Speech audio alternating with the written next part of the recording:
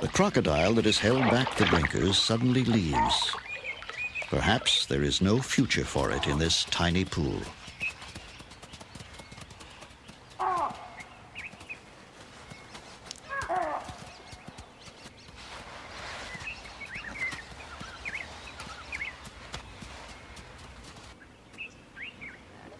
The mother has made up her mind. This is not the sweet-smelling youngster she came with.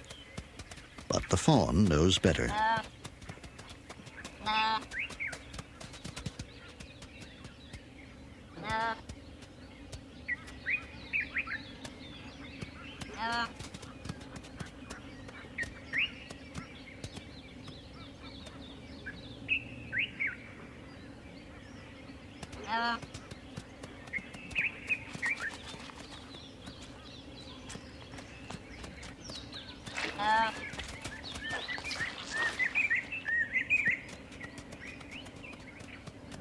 The little impala is persistent. Soon the mud will wear off, and the mother will again accept her.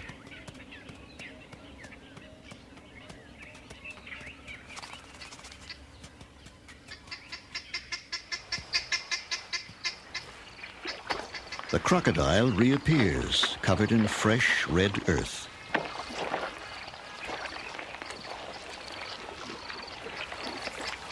She thrusts her head into the mud and swings it from side to side.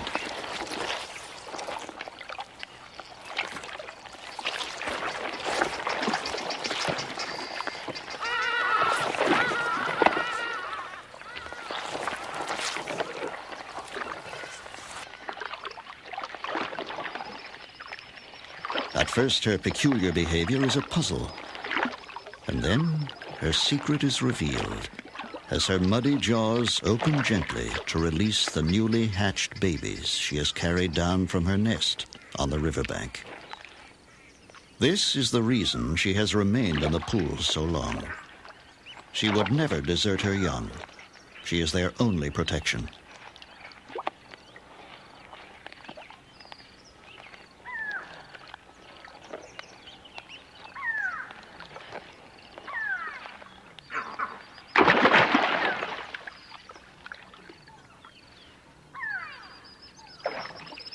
But between predators and the thick mud, there is no chance for the little crocs.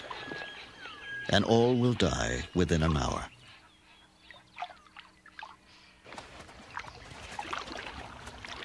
Back in the big pool, crocodiles writhe and heave over another carcass.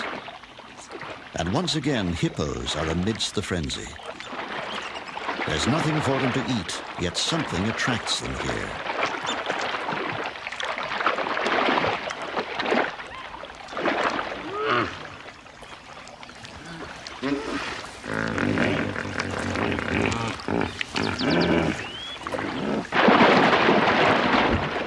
With jaws clamped tight on the carcass, the croc spins until a piece breaks off. The hippos seem content to gently interrupt the spinning crocs from time to time. But no one knows why they attend these terrible feasts.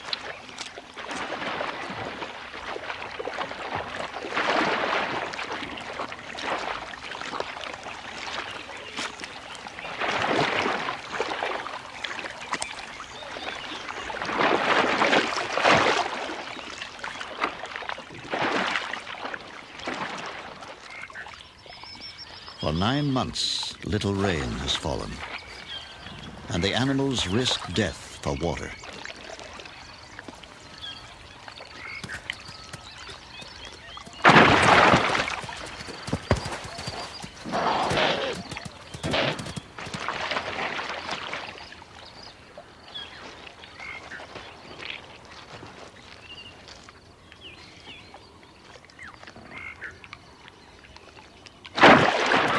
Whoa!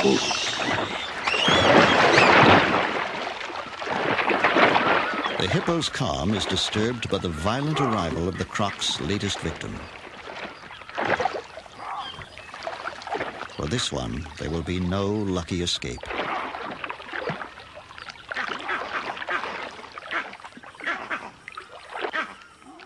The baby hippo is already wedged deep among crocs, close to the impala carcass and the biggest crocs in the pool. The mother then does a strange thing. Rousing herself to investigate the scene, she pushes her baby almost onto the impala and then retreats, leaving her calf between these jaws and the meal. The mother's presence is enough to ensure her safety, though baby seems less certain. But the mother knows they wouldn't dare, and she drifts back into the secure slumbers of the strong.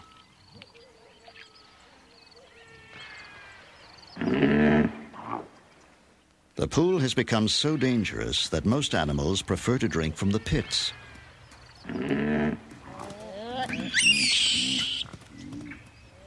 But a fierce comedy of survival results when so many are desperate for water.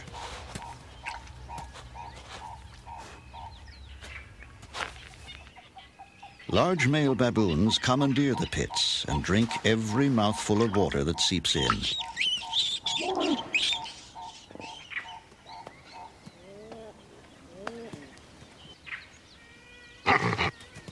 They can scare off most animals, but sharp horns have the advantage, and the baboon reluctantly gives way.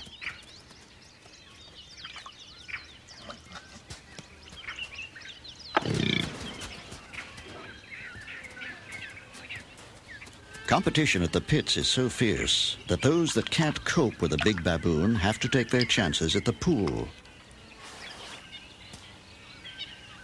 A nursing mother must have water, but she takes a terrible risk to get it.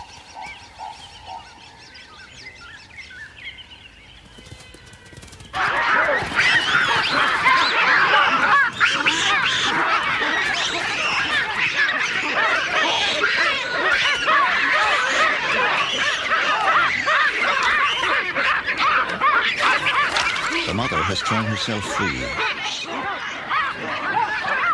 But the baboons conceive that another croc has her baby.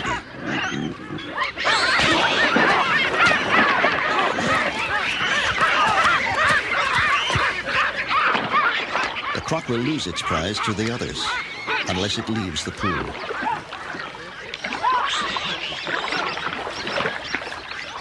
But when it does, a big baboon is waiting.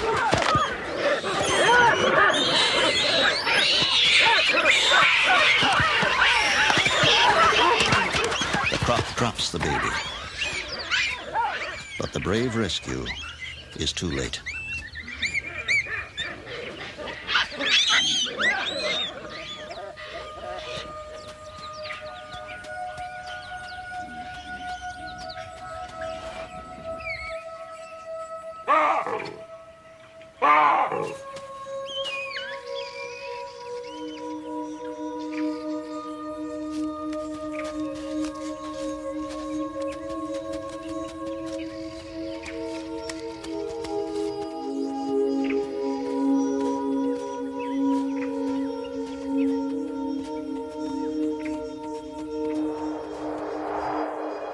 The drought continues. It has become the worst in living memory.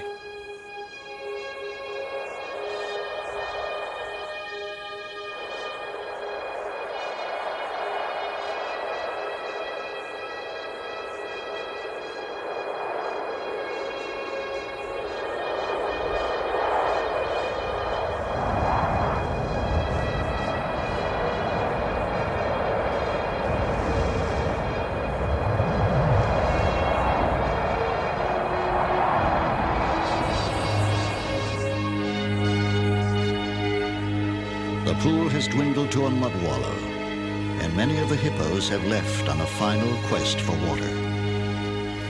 But for an increasing crowd of animals, their only chance of salvation lies here. For the plovers, no eggs have survived these cruel and chaotic conditions. Every day, an assembly of desperate animals gathers around the pool.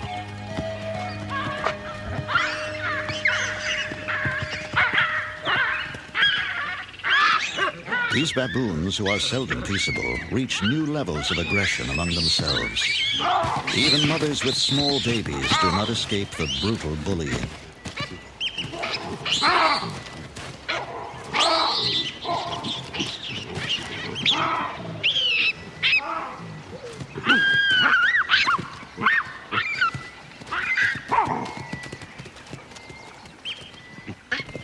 Baboons still dominate the pits, but a female Inyala, driven by thirst, is ready to fight for a drink.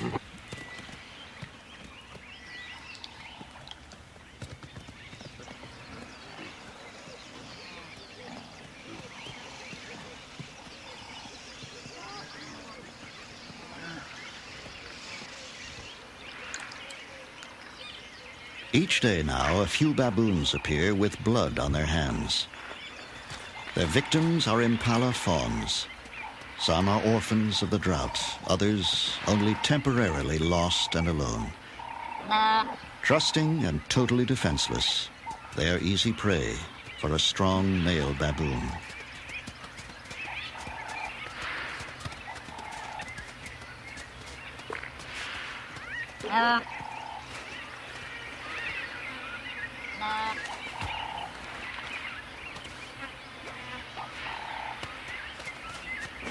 Unaware of the fate of her offspring, the mother ranges up and down the pool, calling.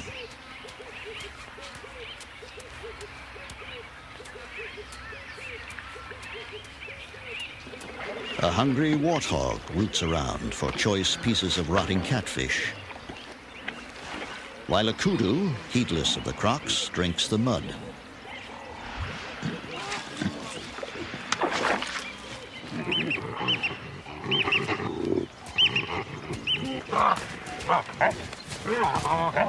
The baboon didn't keep his kill to himself for long. Yet the contest seems to be as much about male dominance as ownership of the carcass.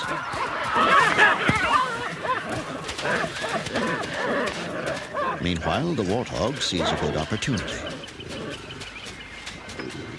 She's a little slow and no match for an agile baboon.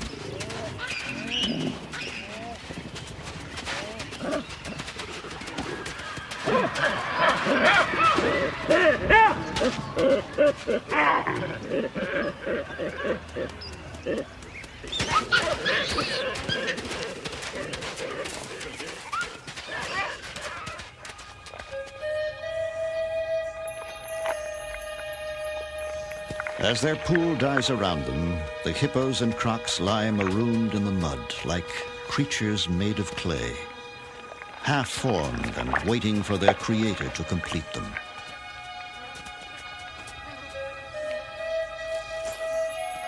A baboon risks all on a thin crust of mud as she searches for puddles on the surface, while all around her lie more than 100 crocodiles, indistinguishable from the mud.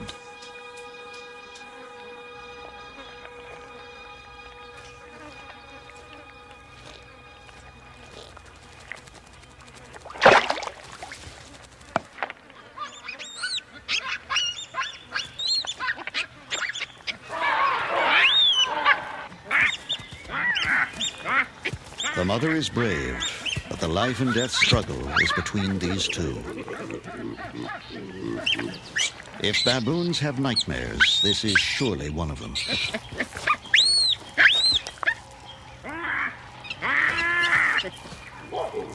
Torn between terror and wanting to help, the mother is unable to rally any support.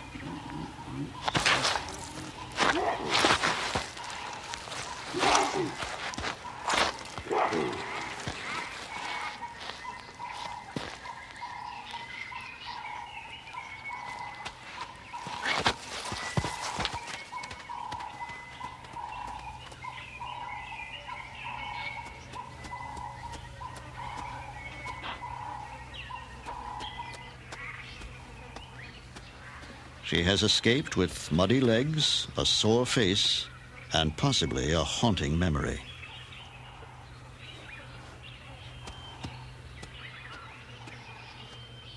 Right now, she needs some hands-on grooming, but there is none to be had. Just